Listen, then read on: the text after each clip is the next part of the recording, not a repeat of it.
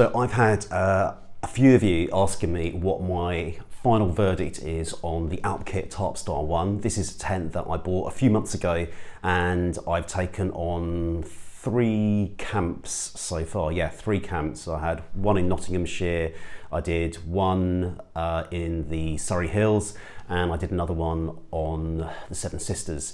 And my verdict is that I do not like it.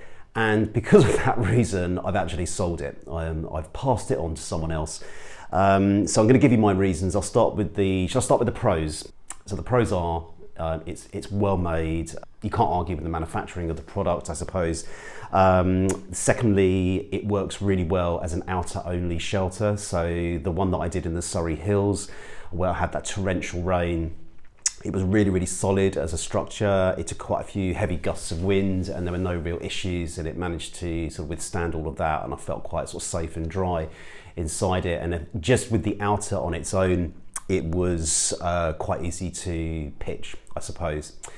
In terms of the cons, the biggest con for me, and the issue why I've not hung on to it, is the inner tent.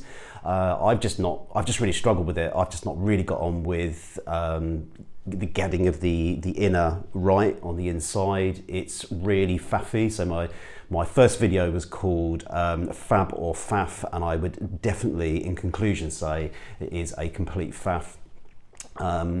And I'm not a beginner to camping, as you know. I've done a lot of camping as a younger person, and now in the last few years since I've been doing the YouTubing, and I've used a lot of different tents, and I can just tell you from my experience, it's just really hard to get the inner tent right, in terms of like the gap all around it and not touching.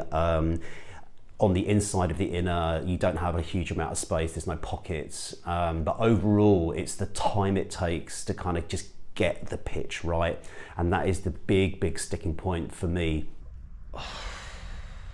Now, I have had a couple of friends who very kindly have texted me all sorts of tips and tricks on how to get it right. We could try this and adjust that.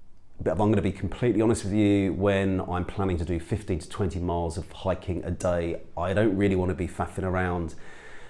Have I got this right? Have I got that right? Have I adjusted this? If I do this, I need to do that. I just want to get the thing up. I just want to throw the tent down, put the trekking poles in and get the tent up. And for me, it doesn't work.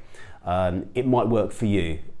I'm just giving you my opinion on it. So I feel a bit disappointed by this product. As I said, there was nothing actually wrong with the product at the point of selling it, and I hope the person that's got it now can have a better experience of it than me. But for me, it's just too much hassle. I'm not interested really in workarounds or tricks or tips. I just want the thing to work, and for me it doesn't work, and that is the reason why I'm not taking the Alpkit Tarpstar 1 on my coast to coast. So you're probably thinking, what is he using instead? What tent are you going to use instead of that? So I have bought another tent. I'm not going to tell you what it is just yet. I am going to just try it out, and then I will let you know, and I'll probably do a loadout video anyway and just show you what all my kit is going to be. So that is my final verdict. I'll be interested in your experiences of it. There's been quite a lot of interest in this tent. They've been selling out quite well on the Alpkit website. Lots of people buying them, lots of people interested in them. Maybe I've just been a bit unlucky. Maybe I just don't have the patience that you do. But get in the comments. Let me know what you're thinking. That's my experience. And thanks for watching.